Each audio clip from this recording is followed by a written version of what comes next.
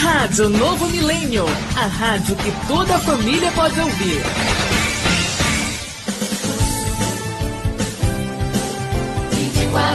Horas no ar.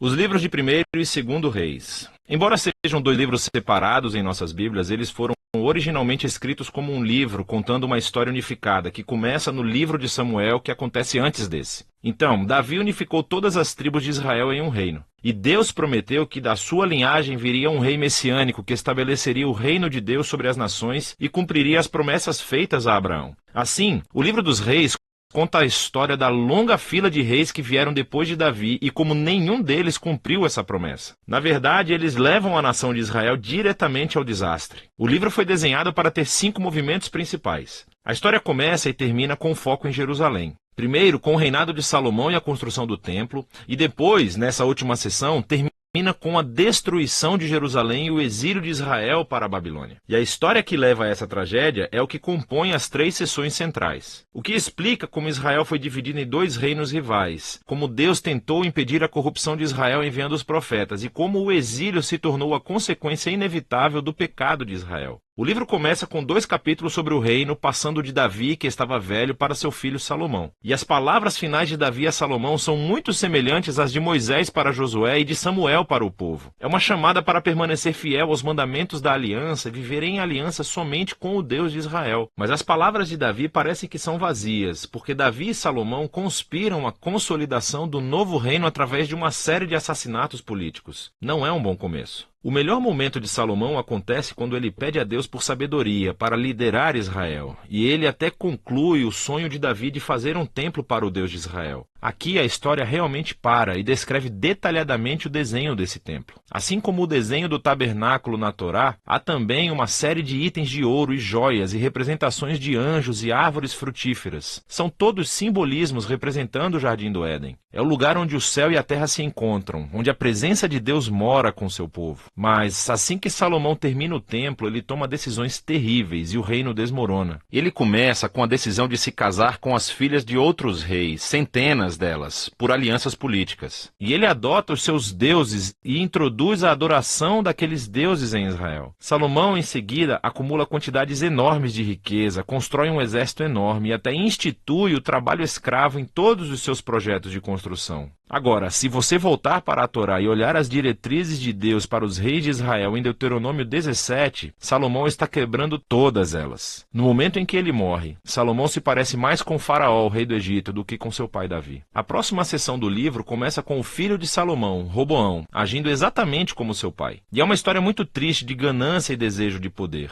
Ele tenta aumentar os impostos para o trabalho escravo. E sob a liderança de Jeroboão, as tribos do norte rejeitam essa ideia, rebelam-se e se separam e formam seu próprio reino rival. Agora, na história, você tem o reino do sul, Judá, centrado em Jerusalém, com os reis da linhagem de Davi, e esse novo reino do norte, chamado Israel, cuja capital, eventualmente, será Samaria. Jeroboão também constrói 2 novos templos para competir com o templo de Salomão no sul. Ele coloca um bezerro de ouro em cada um para representar o Deus de Israel. A conexão com o Êxodo 32 e o bezerro de ouro é bastante explícita. A partir desse ponto, a história vai e volta de norte a sul, traçando o destino de ambos os reinos. Cada um teve cerca de 20 reis sucessivos, e à medida que o autor apresenta cada rei, ele avalia o seu reinado através de alguns critérios. Eles adoravam somente o Deus de Israel ou instituíam adoração a outros deuses? Eles confrontaram a idolatria que existia entre o povo, e eles permaneceram fiéis à aliança que fizeram com Davi ou se tornaram corruptos e injustos. E de acordo com esses critérios, o autor não encontra bons reis no norte de Israel, 0 de 20. Então, no sul de Judá, apenas 8 dos 20 recebem uma classificação positiva, o que conecta a outro grande propósito deste livro. E esse é o de introduzir a função dos profetas, figuras-chave na história de Israel.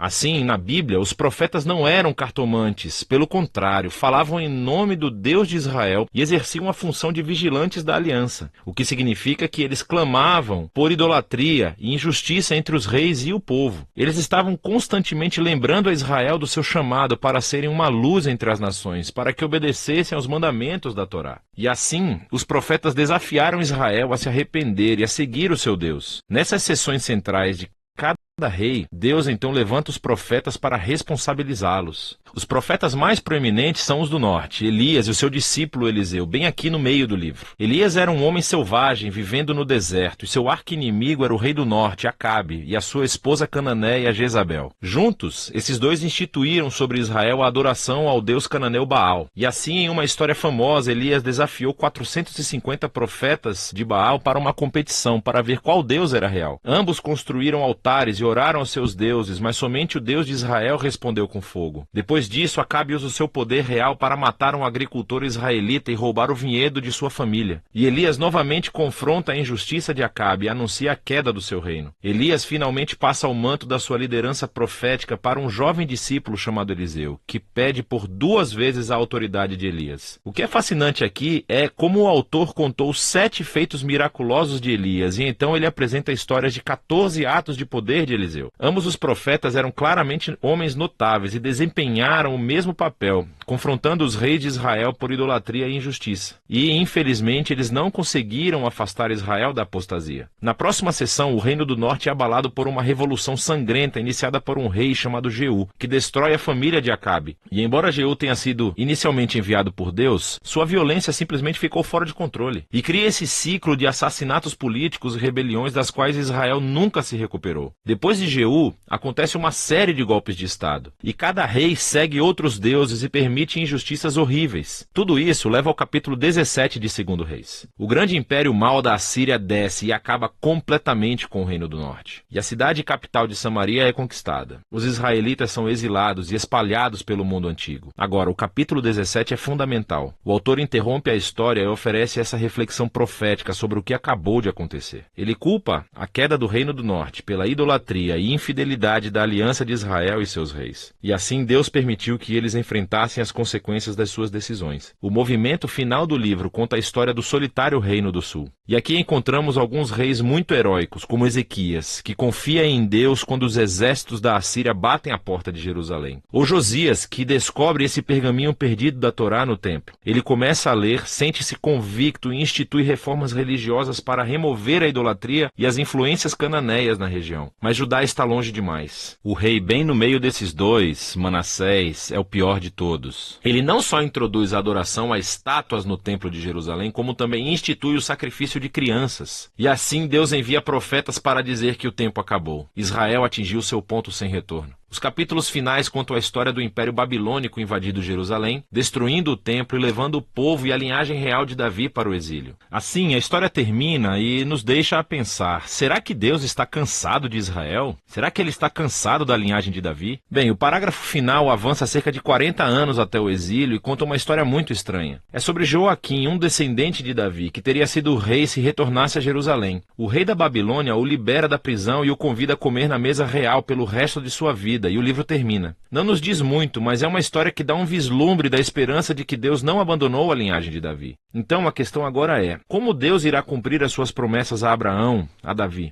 Como ele vai abençoar as nações e trazer o reino messiânico? E para responder a essas perguntas, você precisa ler sobre a sabedoria nos livros proféticos. Mas por enquanto, esse é o livro dos reis.